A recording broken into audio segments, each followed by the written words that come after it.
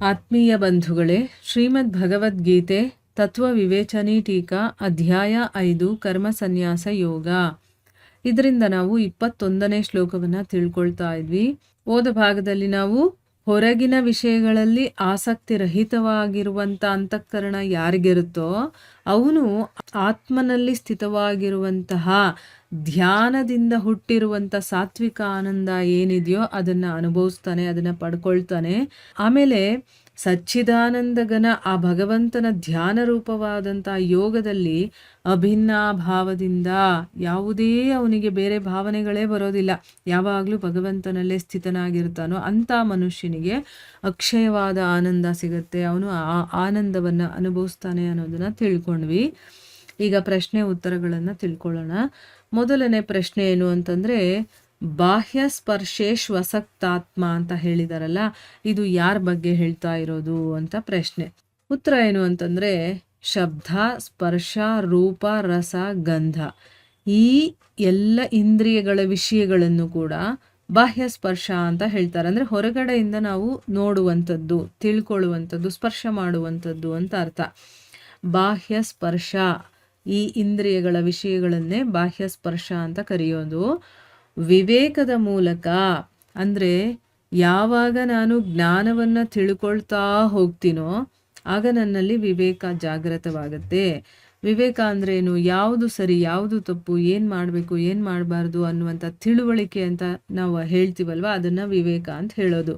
So ಈ ವಿವೇಕದ ಮೂಲಕ ತನ್ನ ಮನಸ್ಸಿನಿಂದ ಈ ಎಲ್ಲ ಇಂದ್ರಿಯಗಳ ವಿಷಯಗಳ ಆಸಕ್ತಿಯನ್ನು ಖಂಡಿತವಾಗಿ ಅವನು ನಷ್ಟ ಮಾಡ್ಕೊಂಡಿರ್ತಾನಲ್ಲ, ಅಂಥ ಮನುಷ್ಯರಿಗೆ ನಮಗೂ ಕೂಡ ಇದಾಗುತ್ತೆ. ಈಗ ನಮಗೆ ಹೊರಗಿನ ಇಂದ್ರಿಯಗಳ ವಿಷಯಗಳಲ್ಲಿ ಆಸಕ್ತಿ ಇದೆ ಅಲ್ವಾ, ಶಬ್ದ, ಸ್ಪರ್ಶ, ರೂಪ, ರಸಗಂಧಗಳಲ್ಲಿ ನಮಗೆ ಆಸಕ್ತಿ ಇದೆ. ಇದನ್ನು ಬಾಹ್ಯ ಸ್ಪರ್ಶ ಅಂತ ಹೇಳ್ತಾರೆ.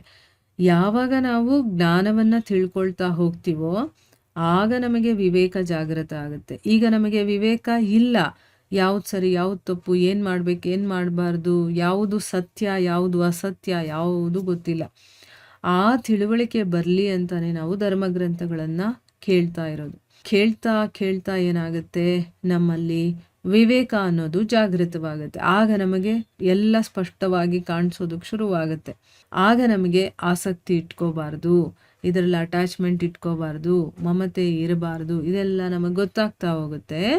ಆಗ ಮನಸ್ಸಿನಿಂದ ನಾವು ಆಸಕ್ತಿಯನ್ನು ನಾವು ಬಿಡ್ತಾ ಹೋಗ್ತೀವಿ. ಈ ರೀತಿ ಆಸಕ್ತಿಯನ್ನು ಯಾರು ನಷ್ಟ ಮಾಡ್ಕೊಂಡಿರ್ತಾರೋ, ಅಂದರೆ ಕಂಪ್ಲೀಟಾಗಿ ಬಿಟ್ಟಿರ್ತಾರೋ ಅಂಥ ಪುರುಷರಿಗೆ ಎಲ್ಲ ಭೋಗಗಳಲ್ಲೂ ಕೂಡ, ಏನೇನು ಭೋಗಗಳಿದೆಯೋ ಈ ಜಗತ್ತಲ್ಲಿ ಎಲ್ಲದರಲ್ಲೂ ಕೂಡ ಸಂಪೂರ್ಣವಾಗಿ ವೈರಾಗ್ಯ ಅನ್ನೋದಿದ್ದು ಅವುಗಳಲ್ಲಿ ಉಪರತಿ ಉಂಟಾಗಿರುತ್ತೆ.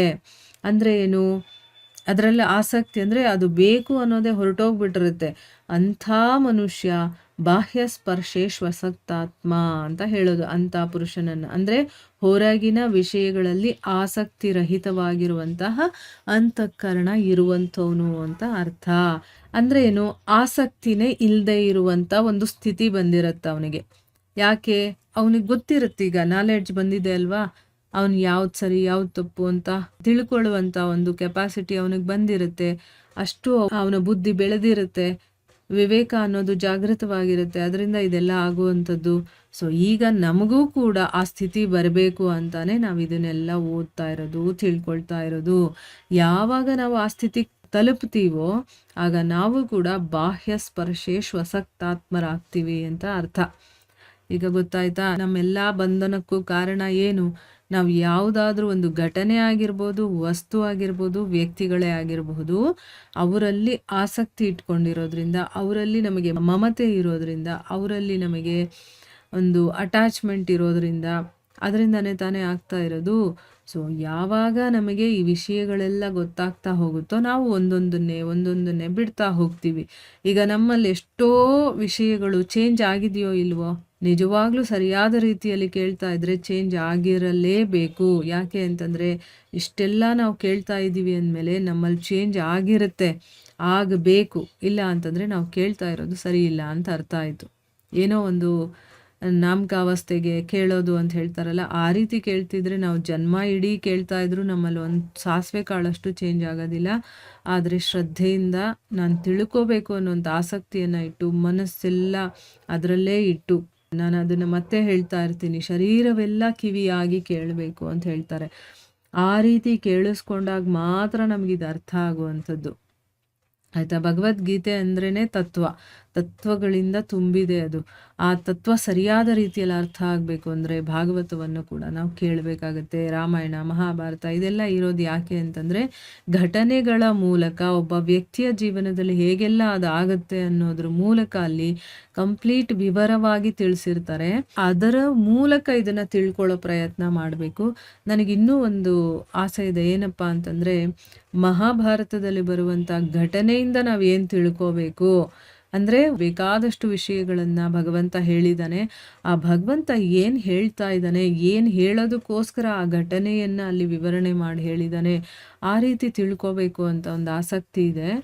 ಅದನ್ನು ಮುಂದಿನ ದಿನಗಳಲ್ಲಿ ನೋಡೋಣ, ಯಾವ ರೀತಿ ಪ್ರೇರಣೆ ಆಗುತ್ತೋ ಆ ರೀತಿ ಮಾಡೋಣ. ಸೊ ಒಂದೊಂದು ಕೂಡ ಮುತ್ತುಗಳ ಹಾಗೆ ಇದು.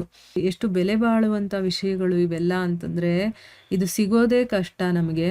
ಸಿಕ್ಕಿದೆ ಅಂದಾಗ ನಾವು ಅದನ್ನು ಸಂಪೂರ್ಣವಾಗಿ ನಾವು ಅದನ್ನು ಬಳಕೆ ಮಾಡ್ಕೋಬೇಕು, ಅದನ್ನು ಉಪಯೋಗ ಮಾಡ್ಕೋಬೇಕು, ತಿಳ್ಕೋಬೇಕು.